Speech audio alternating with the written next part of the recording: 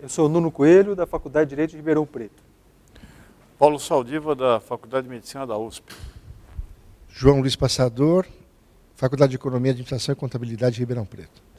Nós temos hoje o prazer de receber o professor Paulo Saldiva para mais um encontro do programa Ciclo de Conferências sobre o Futuro do Brasil. Falaremos hoje sobre saúde e cidade. Temos também aqui o professor João Passador, da FEA de Ribeirão Preto. Vamos discutir alguns temas, trazer alguns conceitos importantes e os desafios mais atuais desta área dos direitos humanos. Seja bem-vindo, professor. Muito obrigado pela sua presença. Professor Nuno, que prazer estar aqui, professor João. Estar aqui em Ribeirão Preto, no Instituto, no Polo do Instituto de Estudos Avançados, é um privilégio, ainda mais para discutir um tema que eu propus, que vocês aceitaram, que foi as consequências do viver urbano sobre a nossa saúde. Eu me refiro não só ao ambiente físico, mas ao ambiente social, cultural, político. Como é que isso determina maior ou menor risco de adoecimento? É um tema muito amplo, não é? Todas as dimensões da vida estão, de certo modo, envolvidos nesta questão da saúde, não é? Toda a questão urbana. Pois é, porque a criação, as cidades são desiguais, e cada vez mais, especialmente no Brasil, o continente latino-americano e o asiático sofreram uma explosão de urbanização. Você tinha, por exemplo, nos anos 30, mais ou menos 70% das pessoas do mundo viviam no campo, e só 30% nas cidades. No início dos anos 2000, já tinha mais gente vivendo nas cidades do que no campo. No caso do Brasil, a estimativa é que é 86% da população, e na região sudeste, mais de 94% das pessoas vivem em cidade. Tem um erro, porque os prefeitos gostam de aumentar a área urbana para fins de arrecadação de imposto, mas a grosso modo significa que apenas 1 entre cada 10 brasileiros vive em atividades no campo hoje. E que consequências e desafios isso traz para a saúde? Bom, eu comecei a me interessar por isso, Nuno, porque por formação, eu sou patologista. Eu estudo doenças respiratórias e cardiovasculares, vejo ainda biópsias de pacientes que internam no Hospital das Clínicas de São Paulo, mas também a gente faz autópsia, tanto para aula como para investigação, para estudos.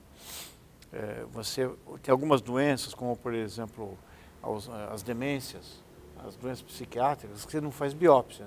Então você não entende muito a biologia dessas doenças, a não ser na autópsia. Na autópsia você pode retirar tecido cerebral. E eu vi que conforme, por exemplo, envelhecer, varia muito conforme o código de endereçamento postal da pessoa. Você acha que uma pessoa que trabalha 14, 16 horas por dia, uma família que está sobrevivendo e trabalhando muitas horas, vai ter dinheiro para pagar um cuidador, vai ter colchão casca de ovo. Então, aí a dúvida que primeiro surgiu, isso é maltrato ou é impossibilidade? Isso é descaso ou é, de fato, a forma natural desse ambiente? E isso, aí comecei a ter umas ideias de mapear a cidade, ver onde as crianças morrem, onde as pessoas morrem por infarto.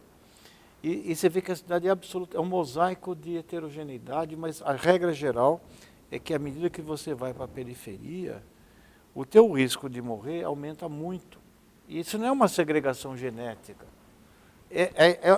São questões da organização do espaço urbano. E varia, sabe quanto? Dependendo da região, o teu risco de infartar chega a variar mais que 12 vezes. Ou seja, no momento que o CEP passa a ser mais importante que os teus genes, começa a ter algum problema.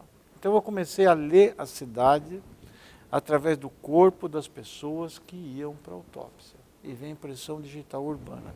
E é aí que eu comecei a entender um pouco melhor o papel da urbanidade e ver que a gente é limitado, porque está caindo no colo da saúde coisas que a saúde não tem condição de resolver. Nós não resolvemos o uso e ocupação do solo, nós não falamos sobre transporte, tipo de combustível, regulação das velocidades no trânsito, mas cai tudo na saúde. Então, se você pegar nesses modelos geoestatísticos que a gente usa, junto com o pessoal da geografia da USP, e você colocar onde morrem essas pessoas, e eu consigo explicar que o risco de morrer antes do tempo, ou seja, antes dos 70 anos, ele varia se eu conhecer o índice de vulnerabilidade social daquela região, a distância do centro e a cor da pele. Com essas 3 variáveis, sem saber nada da pessoa, eu explico mais ou menos 56% do sinal risco de morrer antes do tempo. Ou seja, eu ensino na Faculdade de Medicina da USP de São Paulo 44% do que é necessário para evitar morte prematura. E em criança é pior. Morrer no primeiro ano de vida varia, na cidade de São Paulo, 18 vezes o risco, dependendo da região que você está. O que é um negócio absurdo, né? Quer dizer, a média da mortalidade infantil caiu, felizmente, mas ela não caiu no mesmo tanto, dependendo do lugar que você está. Então, foi aí que surgiu a ideia de que nós, profissionais de saúde, nós devíamos fundar a Sociedade Protetora do Ser Humano, que não tem, é o bicho que não tem. E falar em nome, já que ele não pode executar, você não pode prescrever. Você imagina, João? Você chega uma pessoa e fala assim, ó, a pressão está alta, teu colesterol está batendo no teto, né? Caminhe quando você chegar em casa. Que horas? Se ele chegar depois das 10. E morar numa região que se ele sair, ele tem medo de ser assaltado e não tem às vezes nem calçada. Então esse é o grande desafio. E isso ofende... E você poderia prescrever multis para os jardins. Isso, só que aí você tem que dar junto um bilhete premiado da cena, porque você usa o solo da cidade como uma commodity e não como um common. E aí bagunçou tudo, porque esse aumento da sobrevivência tem um preço, o preço do metro quadrado construído. E é isso que me fez, né, pensar um pouquinho, porque a gente nasceu para colaborar. Eu vou até, você me deu a honra de falar mais tarde, eu estava discutindo, a gente, na medida que se aposta na evolução, num desenvolvimento do cérebro muito grande, você começa na hora que você optou, vou pôr minha energia da placenta, do alimento da mãe, na criação do sistema nervoso, eu vou abdicar do resto. Então eu não sou páreo para bicho nenhum. Aí você cria a necessidade de colaboração. E vai bem, porque enquanto você tem grupos pequenos, e o bem comum é conseguido através do olhar de para pessoas. Num grupo de caçadores-coletores, você tem comunidades de 100, 140 pessoas que dá para conversar. E você não tinha epidemias, né, porque o número de pessoas era pequeno, você não tinha... Você ia criando resistência para as doenças, por exemplo, na África, a resistência contra o Plasmodium, o falciparum, que é o mais grave da malária, os vulneráveis morriam, você ia selecionando os mais resistentes, e você não tinha contagiosidade, né? Então, você vai bem, né? Você não tinha ansiedade, porque o dia acabava, escurecia, acabava o dia. Você não tinha conta para pagar, não tinha carnê, não tinha cartão de crédito clonado, nada, acontecia ali. A ausência de vida em comunidade também é prejudicial à saúde? Tranquilo. Então, você tinha relações afetivas e sociais, na hora do aperto você tinha amparo, né? Aí, essa mesma cabeção, mais ou menos há 75 mil anos atrás, deu uma zica, que o Sapiens surge entre 300 a 150 mil anos atrás, mas aí no meio, né, ao longo desse processo, ele começa a secretar fator de crescimento neuronal mais que os outros, faz mais conexões. Isso deu uma habilidade de linguagem. Então, um macaco fala assim, você sabe que o macaco fala, tem uma onça ali. Um humano fala, não, pô, tem uma onça, é a terceira vez que ela aparece, você vê que perigo? Já falei para sair daí, moleque. Tá aquela... Você cria uma riqueza de comunicação sem precedentes. A outra coisa que aconteceu foi que esse mesmo cabeção, você pega um índio nosso, né? Você vai fazer escavação, ele tem uma estabilidade tecnológica de 60, 80 mil anos, porque como tinha recursos abundantes, aquela flecha servia, né? Aquela estrutura de construção servia. Mas se você estivesse na beira do Eufrates, ou numa montanha na Etiópia, onde você não tinha para onde ir, você tinha... Então a dificuldade fez com que esse cabeção criasse tecnologia e domesticasse alimentos, né? Produtos de alimentos. E primeiro bicho, acho que a gente não domesticou, acho que ele domesticou a gente, que foi o cachorro, um lobo mais manso que achou que era mais confortável conversar com esse esquisito bípede, né? E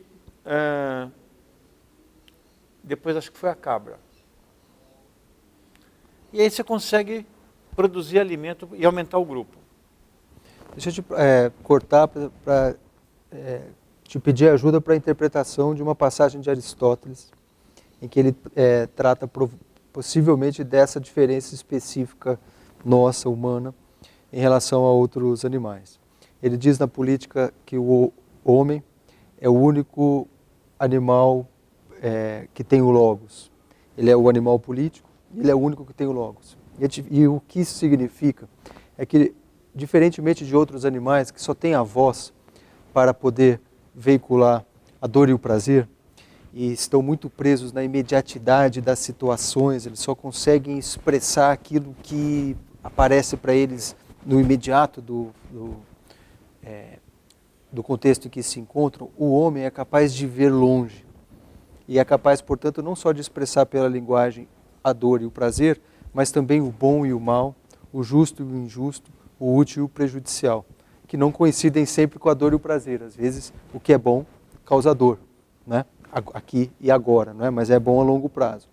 Essa mudança, que você referiu há pouco, de não ser capaz, antes éramos capazes simplesmente de indicar, tem uma onça aqui, e agora, e nesse momento, não é? A partir desse momento, ser capaz de compreender mais, tem a ver com esta capacidade humana de ver mais longe, tanto como imaginação quanto como memória?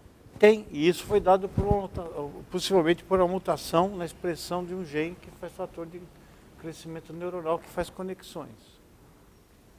Mas veio o logos, mas veio o pathos também. Porque no momento que você aumentou a população, e você produz alimentos, você começa a ver longe porque você começa a ter ansiedade do futuro. Vai chover ou não vai chover? Vai ter praga ou não? Eu vou ter que acumular estoque. Alguém pode vir me roubar, não pode? Vai ter guerra para disputar aquele mesmo espaço, porque na beira do Nilo não tem muito lugar bom, só tem aquilo. Então todo mundo vai começar a disputar. Então, de um lado você ganha, a civilização nasce dessa criatividade induzida pela necessidade e da troca entre grupos, seja por comércio ou por guerras. Mas, ao mesmo tempo, a maior parte das doenças que nos dão febre, por exemplo, vieram dos bichos que a gente domesticou. Até hoje tem uma gripe suína, uma gripe aviária que pula, né? Então, ele vem de bichos que você diagnosticou, ou dos alimentos que a gente produziu. E na hora que você encircula as pessoas dentro de muralhas para proteger aquela riqueza, você também tem problemas de saneamento e dá a contagiosidade. Aumenta o número de pessoas, aumenta o número de pessoas, a chance de ter epidemias. E você tem que, esse excedente de produção cria desigualdade entre os homens. A mesma linguagem que descrevia os fatos e pensava no futuro, cria construções arbitrárias, construções sociais que justificam que um é melhor que o outro. Esse veio de Deus, então manda nesse aqui. Você cria castas. Você cria também, para você manter um grupo de 1000 pessoas junto, ou 2.000, ou Jericó, que chegou a ter 15.000 pessoas, ou Roma, que chegou a ter quase 1 milhão de pessoas, você tinha que ter coisas que unissem as pessoas. O conceito de pátria, ou de Deus, ou a força. Por isso que a cidade, você ganha tudo que a gente conhece de civilização, ela vem com o encontro das pessoas. E a troca, você conseguiu fazer catedrais sem conhecer cálculo. Mas ao mesmo tempo você criou a desigualdade, alguns estavam no campo e outros estavam... Então, sacerdotes que foram ungidos por Deus, que ditam regras. Até hoje você tem guerras por religião, e teve muita por causa disso. É que nem time de futebol, você se identifica com outros simplesmente pelo fato de pertencer ao mesmo... Quer dizer, a gente tem que ter uma tribo, onde a gente se identifique, quando a cidade fica enorme, né? E esse é um grande problema das cidades grandes.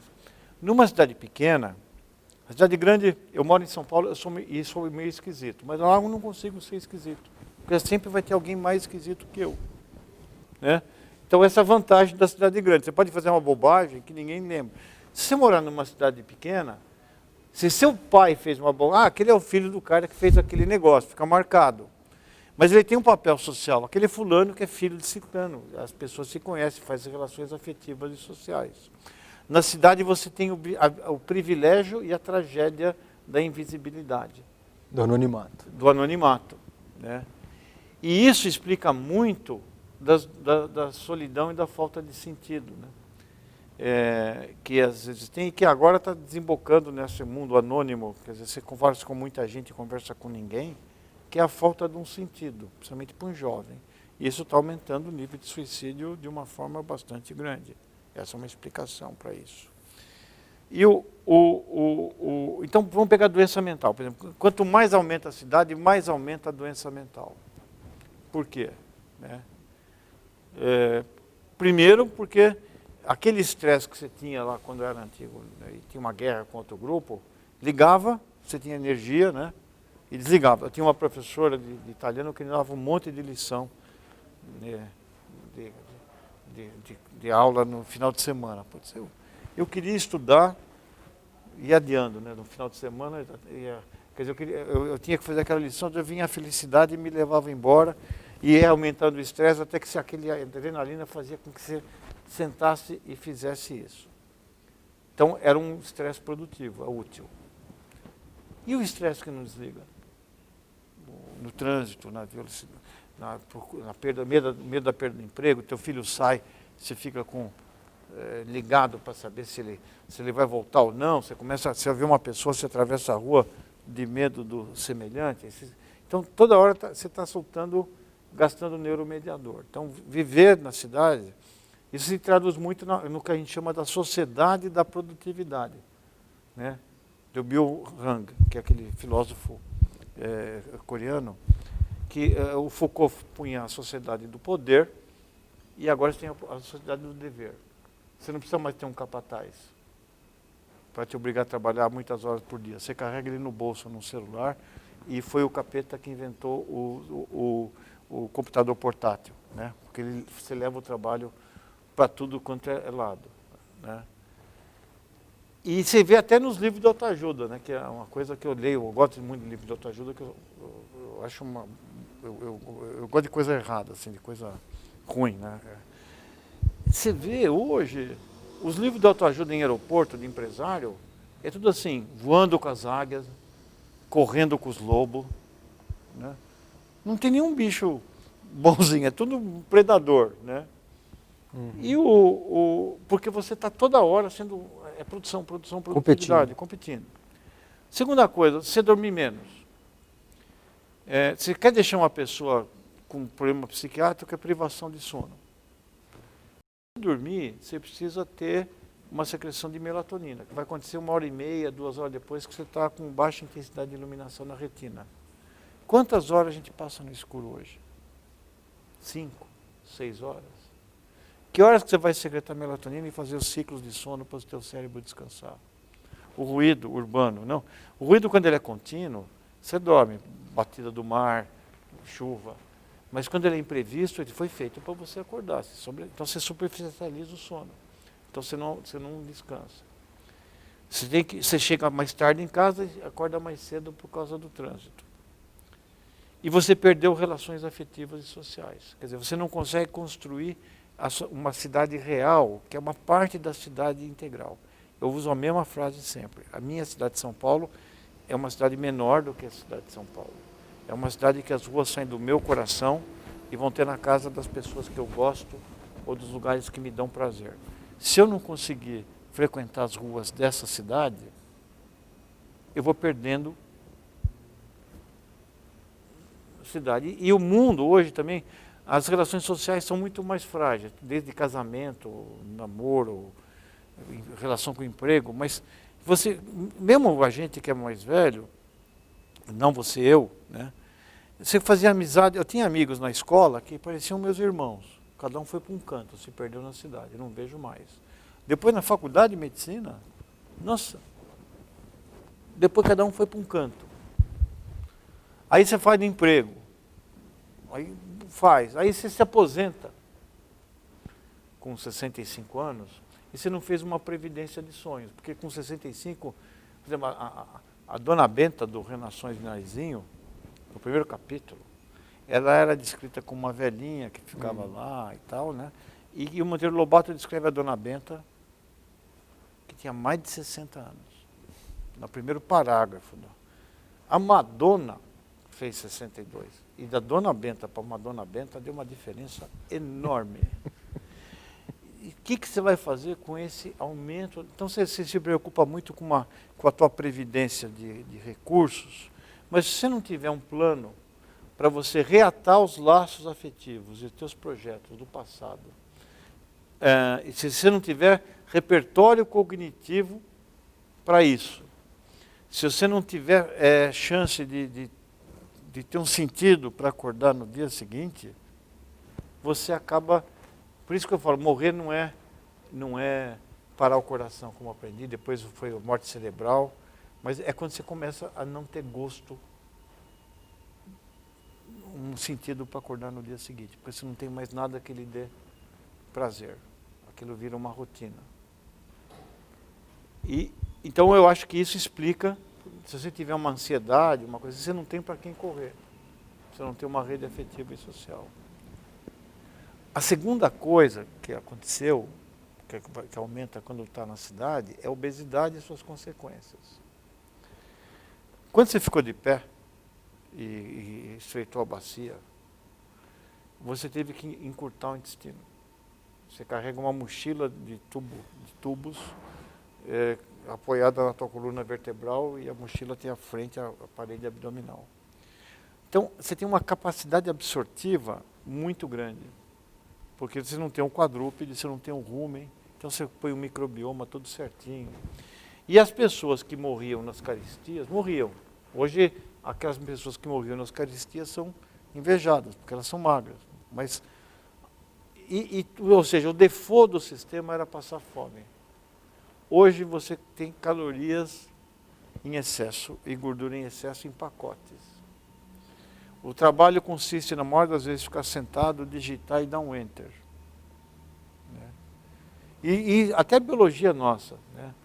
Como, para fins numéricos, eu vou desenvolver isso um pouco depois na cidade, você tem que ter, um ser humano tem que ter uma prole a cada 2, 3 anos, nas condições onde no 1,5 milhão de anos que levou para criar o Sapiens. Né?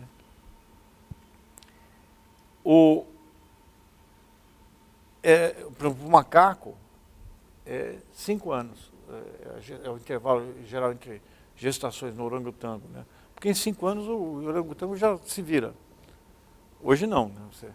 O humano não, ele demora mais tempo. Então, mas se a mulher for esperar amadurecer, não tem número. Então, e para isso o que ela fez? Diferentemente do orangotango, nós humanos temos que ter nosso estoque, e a gente tem uma facilidade enorme para acumular gordura em relação ao macaco. Então você perde massa magra e ganha massa adiposa, era vantajoso isso. Hoje não. Era vantajoso quando faltava comida. Agora passou a ser desvantagem, ou seja, o que a gente chama de desacoplamento evolutivo. A velocidade das mudanças é muito maior do que a capacidade do nosso genoma, nossos alelos se adaptarem a isso. E tem também todo um aspecto cultural, né? Porque a criança hoje não sai na rua, não pode brincar. Quando você tem você sai com o teu filho no supermercado, ele vai ver o quê? Um monte de porcaria de comida com recompensa. Então, quando ele está saindo do leite exclusivo e montando um repertório de sabores, ele vai acostumar com comer porcaria.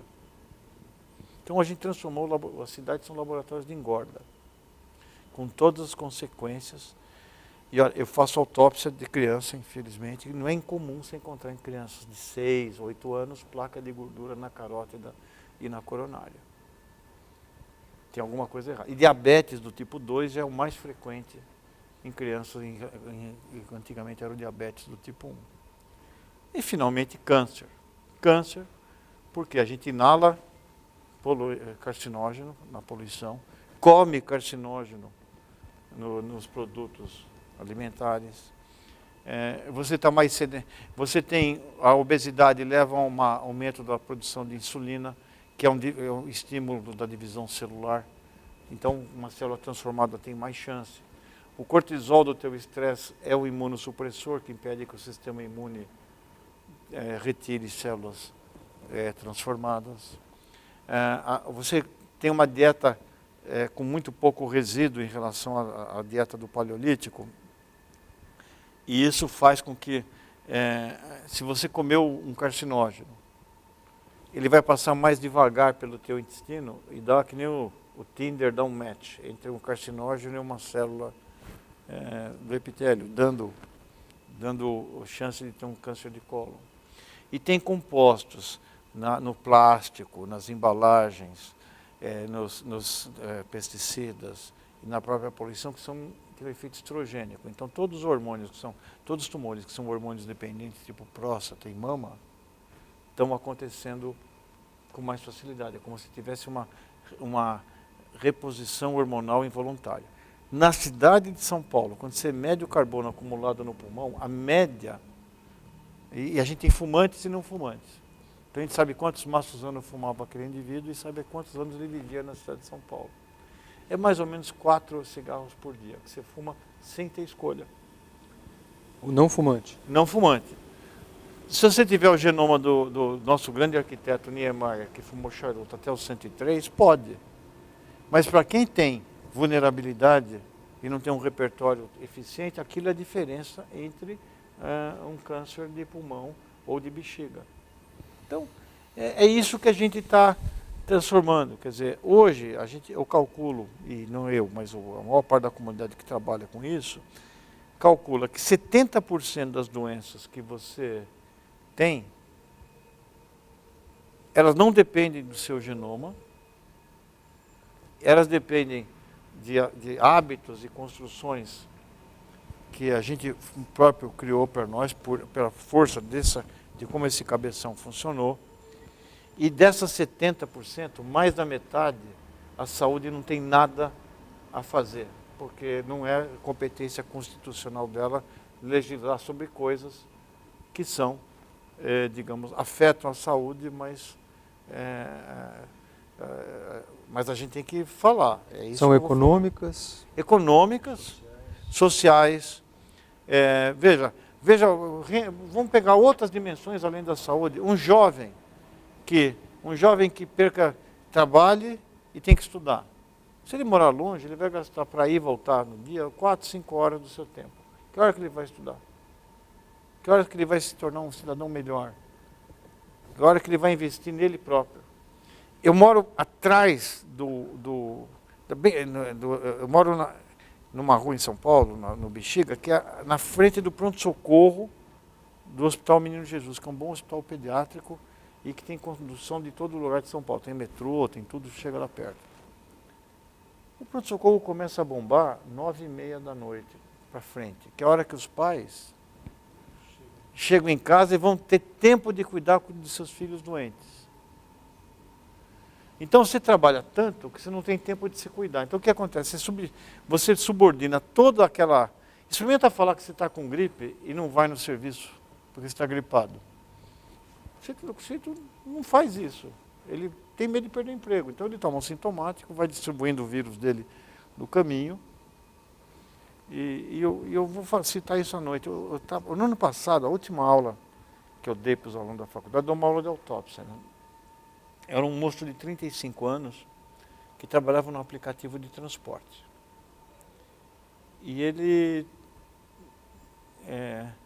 desse de carro, né, que você aluga, e ele estava trabalhando com febre e dor torácica. Mas ele tinha perdido emprego, história clássica, né? Foi mulher, filho pequeno, foi trabalhar. Eu fui conversar com a esposa dele, ele estava 3 dias trabalhando isso, mas ele alugava o carro por mês. Ele já saía devendo no começo do dia um dinheiro, aí ele tossiu, fez um pneumotórax e morreu. Ele tinha uma pneumonia pneumocócica, que sarava com antibiótico. Eu tive vontade de assinar que o atestado de óbito dele não era pneumonia pneumocócica, causa básica. Era excesso de trabalho. E isso que é diferente do trabalho nosso da academia. Eu posso dizer que a gente trabalha muito também. Mas eu acho que tanto você, João, quanto você e quem estiver vendo a gente na academia, se ganhar a cena acumulada, no dia seguinte é capaz de fazer a mesma coisa. Você vai tirar algumas coisas da preocupação financeira do seu cotidiano. Mas que a essência sua não muda, não muda. Uhum. Para as pessoas, elas fazem isso não porque elas gostam, mas é porque elas precisam. Então, esse trabalho prazeroso não mata ninguém. Pelo contrário, ele é uma energia que você tem e uma motivação. E motivação é tudo. Eu vejo gente no hospital que tem doenças gravíssimas e que, assim, e que não morre até que complete um objetivo, que é, eu quero ver meu neto nascer, eu quero ver meu filho casar e se mantém. Então, é impressionante a capacidade disso. Mas você ir como se fosse um presidiário para trabalhar, Cumprir a jornada. cumprir uma jornada, porque ele ganha pouco no convencional, daí ele vai entregar pizza à noite, vai passear com o cachorro, vai fazer aquele negócio, vai fazer faxina, né? E ter que matar um leão por dia, o indivíduo abdica de si próprio, e com isso ele perde uma série de encantamentos que a cidade proporciona. Ou seja, a cidade é encantadora, mas não é encantadora para todos. E isso ofende a saúde, mas ofende principalmente direitos humanos e dignidade das pessoas. Quer dizer, ser obrigado a fumar sem ter escolha, para mim, 4 cigarros por dia em São Paulo é uma coisa que ofende os direitos humanos. Então, é isso mais ou menos o novo desafio que a saúde tem. Cuidar de coisas que dependem de valores culturais, que é difícil mudar, hein? Não? Era um pouco essa a minha dúvida, ou a minha ansiedade. Na verdade, é um pouco de ansiedade pelo futuro. Tem um autor que eu gosto muito que se chama Jacques Le Goff, que é um historiador francês. Tem um livro que ele escreve, o título é Por Amor às Cidades. Então ele descreve essa trajetória que o senhor falou, que o homem resolve ser sedentário, se fixa na margem dos rios, dos grandes rios, entre o Tigre e o Eufrates. Uma sociedade curiosa, porque é uma sociedade matricial em função dos canais, até o espaço físico determina comportamentos. A domesticação de animais e plantas, e a concentração espacial geográfica de pessoas que acaba propiciando estatisticamente o conflito. Se estimula o conflito, estimula simultaneamente o pacto para tentar minimizar os problemas do conflito. É aí que nasce, inclusive, o direito, né, Nuno? O pacto de Estado nasce em função dessa... Mas, de todo modo, toda a história das cidades é uma história de um número pequeno de pessoas. Até o século XIX, a maioria vivia no campo, pouco se encontrava. E aí diz o Jacques Le Goff, mesmo sendo a minoria, as cidades eram como uma gota de tinta numa tina de água, porque era a partir das cidades que as ideias se espalhavam e essas ideias é que acabavam prevalecendo. Então, a cidade e todos os termos ligados à civilização vêm dela. Vem das cidades. Civitas, polis, urbis, quer dizer, um homem civilizado, o homem que trata o outro com urbanidade, ou o homem político, vem da cidade. Então, a cidade sempre nos trouxeram essa sensação de que era, de fato, um espaço de qualidade, a economia de escala que ela produzia, as pessoas começam a ficar mais longevas, porque os serviços estão ali, a possibilidade do consumo. Mas parece que, recentemente, o excesso de cidade virou, os economistas estudam isso, deseconomias de escala, mas também virou, ela resolveu cobrar um grande tributo. Desigual. Qual é a saída, professor? Bom, não é fácil, mas primeiro está melhorando. Você vê, por exemplo, a intensidade energética do consumo de um jovem, por exemplo, a ideia de ter um carro, que era uma coisa que se o seu pai tivesse nas cidades grandes, está acabando. Morar naquelas grandes casas e tal, está reduzindo, quer dizer, você está tendo uma geração que vem com outros desejos, né? E, então, eu acredito muito nessa transformação cultural. Porque a transformação política, ela depende de coisas que são muito raras. Basicamente, princípios. Eu vou exemplificar e vou usar o mesmo exemplo. Eu estou meio perneta porque eu caí da bike e estou sem joelho direito. Eu tenho, toda vez que eu vou executar uma tarefa, tipo descer uma escada, eu recebo todas as informações que seria o que a universidade coloca, né? A ciência, né? Então, eu vou ter que descer, para não cair, eu vou ter que pegar a informação do olho, do cerebelo, do sistema vestibular, dos receptores articulares e tal, para eu executar aquela tarefa baseada em informação. Se eu estiver caindo, eu vou ter que tomar uma decisão que parte do meu corpo eu vou sacrificar para não estourar o joelho de novo. E se eu tiver um bebê no colo? Depende. Se o lóbio do joelho for mais forte que o do bebê, você vai usar o bebê de almofada para não machucar o teu joelho. E eu acho que as cidades grandes, elas não conseguem. Então, para você decidir então, o que você vai fazer frente a uma situação onde existe um conflito inerente entre o joelho e o bebê, você depende de valores que vêm das humanidades, da ética,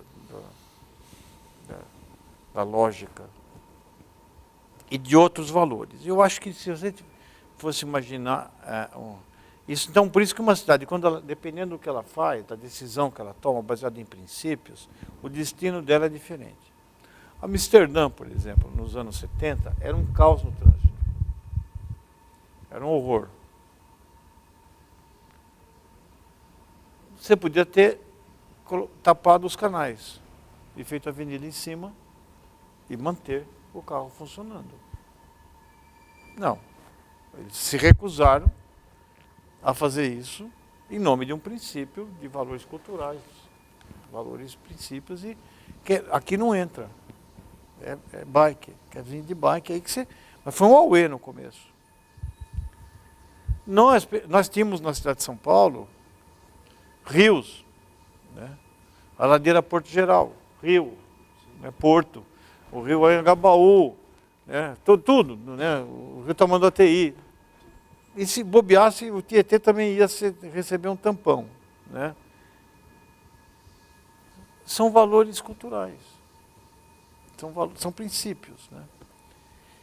E eu não estou criticando quem tomou essa iniciativa, quem resolveu engessar os rios históricos em 2 faixas de concreto, tirando os rios da cidade, você não consegue mais chegar nos rios históricos, né?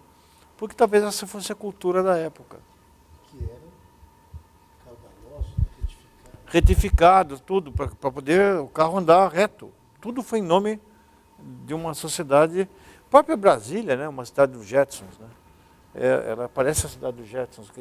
A próprio campus da USP, no Butantã, puta, atrapalhou muito, porque você tem...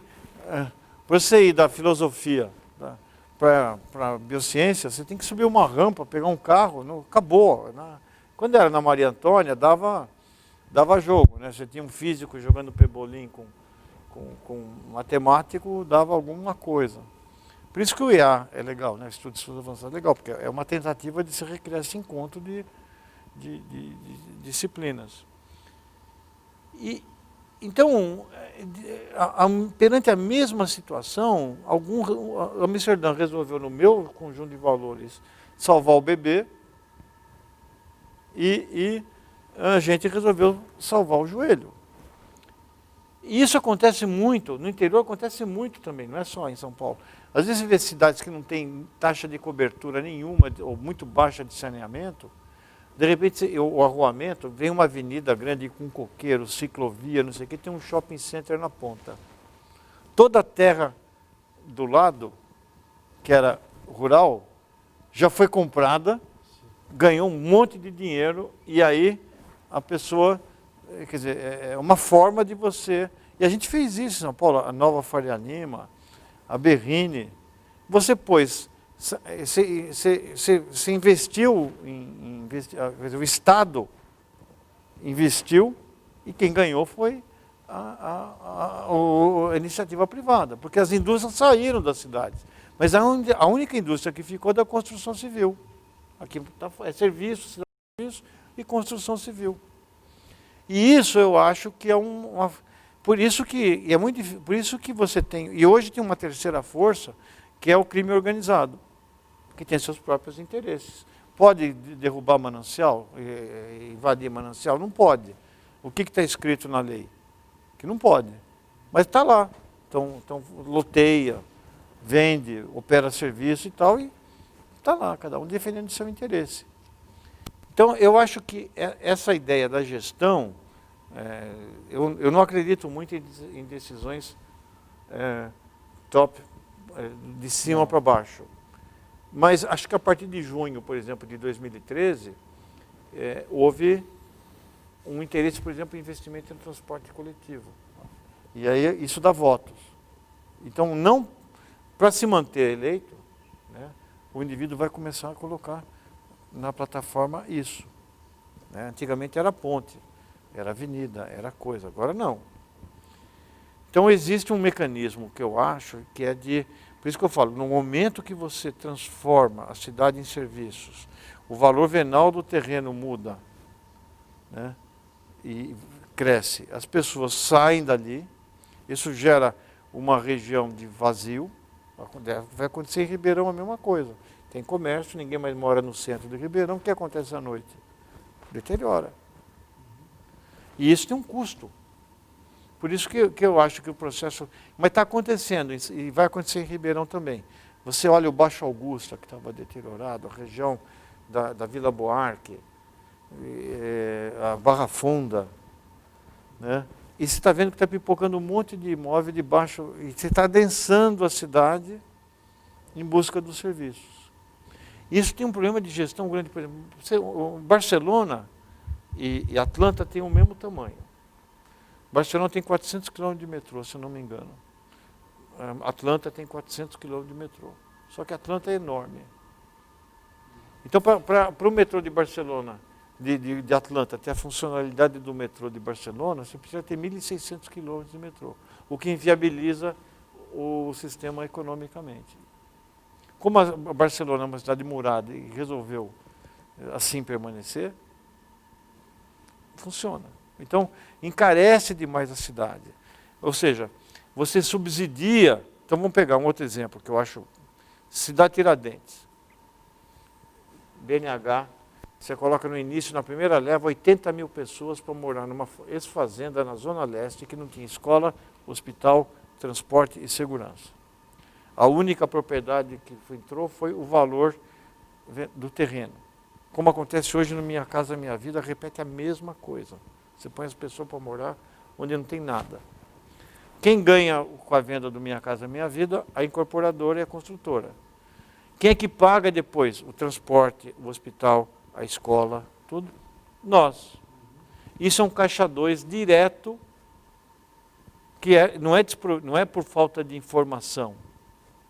É exatamente a discussão de princípios e valores.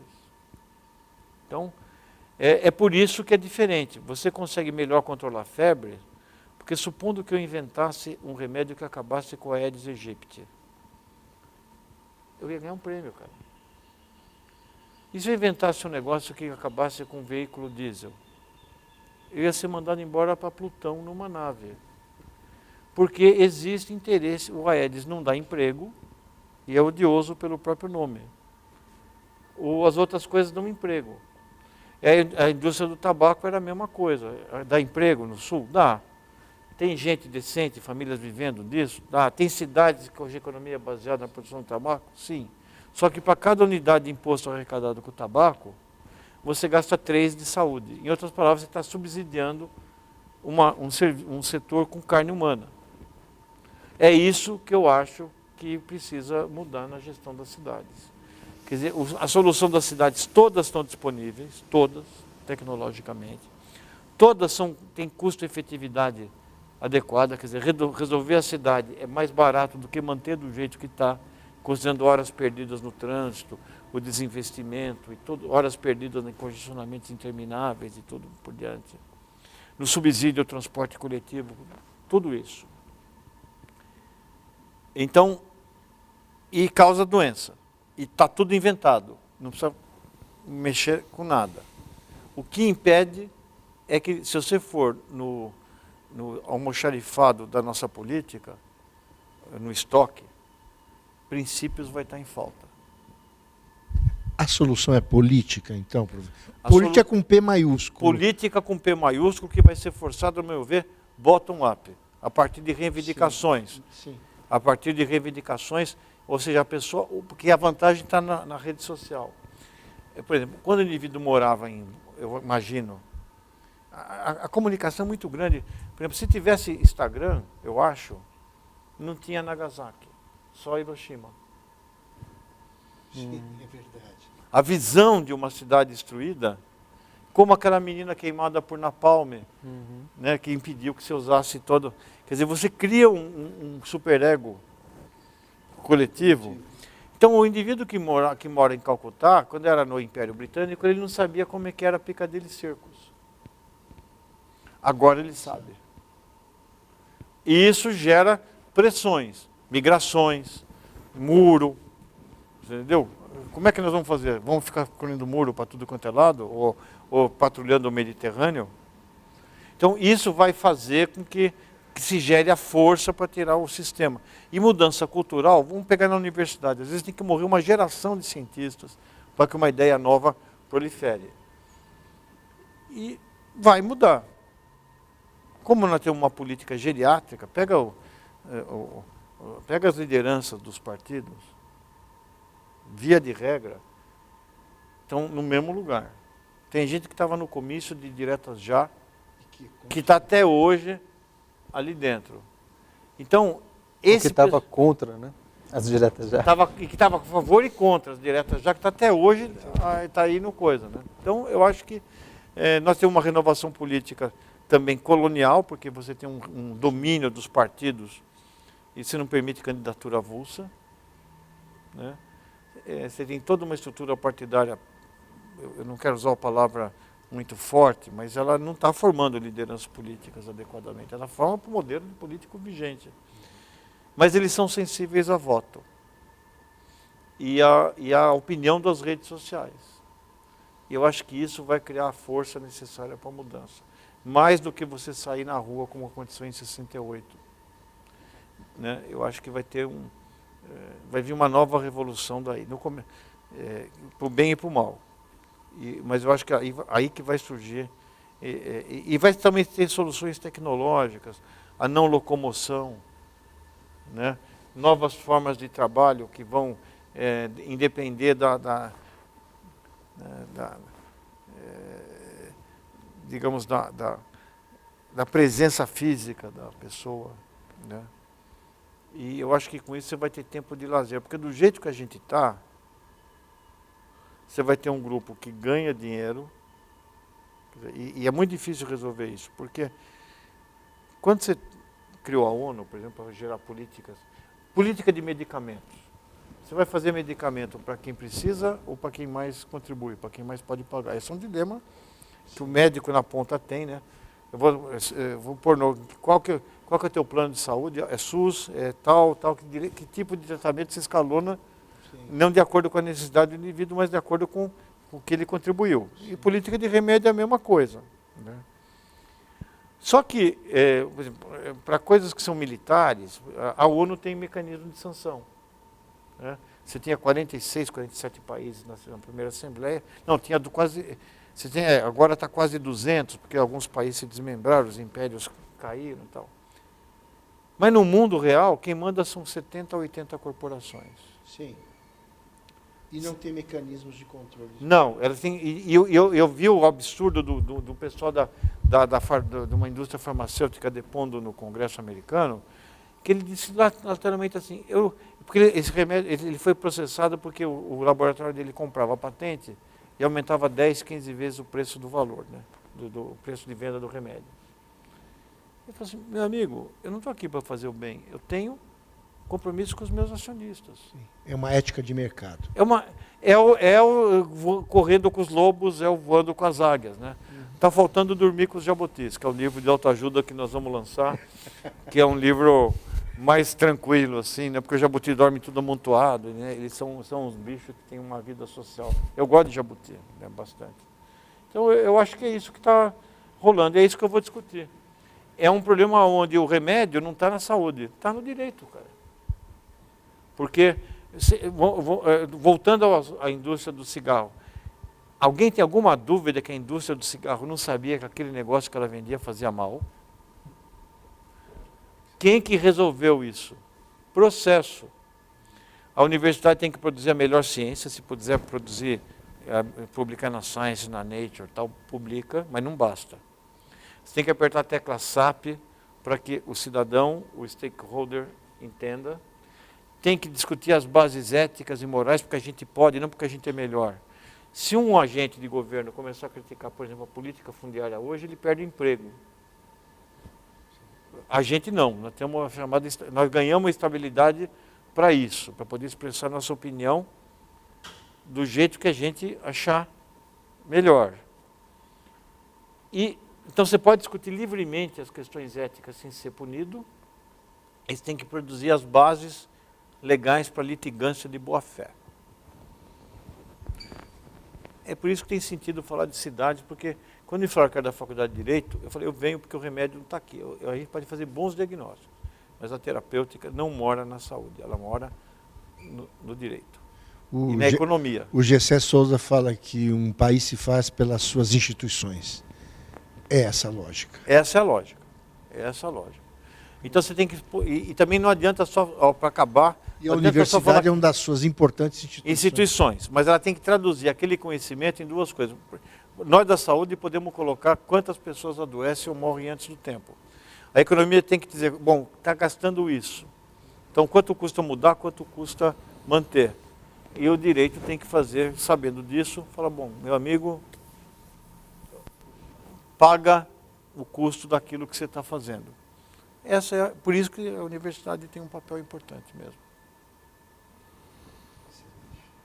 Muito bem. Professor Saldiva, muito obrigado. Professor João Passador.